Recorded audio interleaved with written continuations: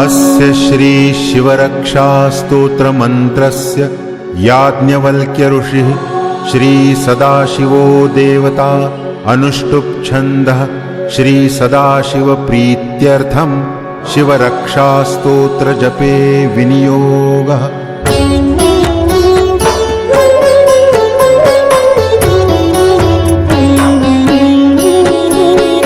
चरितं देवदेवस्य महादेवस्य पावनम् अपारं परमोदारं महादेवस्य पावनम्।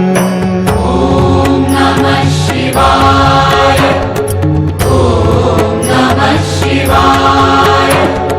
गौरी विनायकोपेतं पञ्चवक्त्रं त्रिनेत्रकं शिवं ध्यात्वा दशभुजं शिवरक्षां पठेन्नरः। ॐ नमः शिवाय ॐ नमः शिवाय।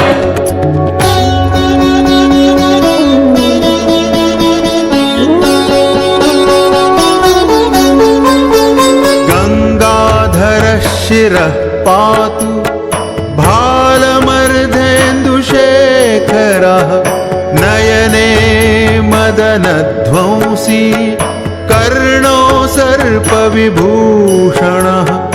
घ्राणं पातु पुरारातिः मुखं पातु जगत्पतिः जिह्वां वागीश्वरः पातु कन्धरां शितिकन्धरः। ॐ नमः शिवाय ॐ नमः शिवाय। श्रीकण्ठः पातु मे कण्ठं स्कन्धौ विश्वधुरन्धरः भुजौ भूभारसंहर्ता करौ पातु पिनाकधृक्।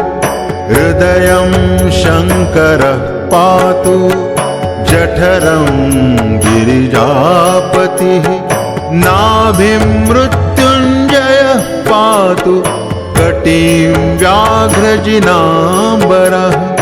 ॐ नमः शिवाय ॐ नमः शिवाय।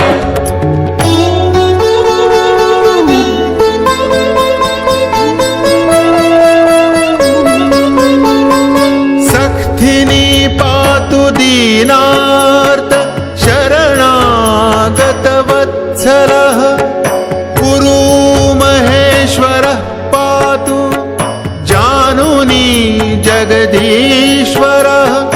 जङ्घे पातु जगत्कर्ता गुल्फौ पातु गणाधिपः चरणौ करुणासिन्धुः सर्वाङ्गानि सदाशिवः। ॐ नमः शिवाय ॐ नमः शिवाय।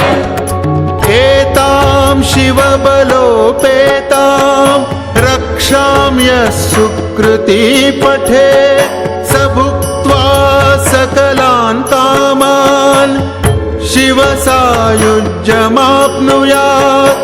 ग्रहभूतपिशाचाद्या त्रैलोक्ये विचरन्ति ये दूरादाशु पलायन्ते शिवनामाभिरक्षणात्। ॐ नमः शिवाय ॐ नमः शिवाय।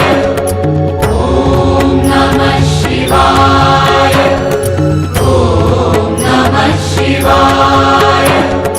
ॐ नमः शिवाय ॐ नमः शिवाय। अभयङ्करनामेदं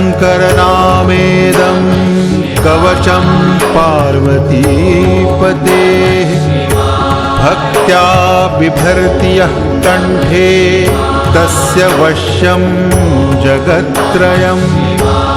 इमां नारायणस्वप्ने शिवरक्षां यथा दिशत् प्रातरुत्थाय योगीन्द्रो याज्ञवल्क्यस्तथा लिखत् इति श्रीयाज्ञवल्क्यप्रोक्तम् अभयङ्करं शिवरक्षास्तोत्रं सम्पूर्णम्।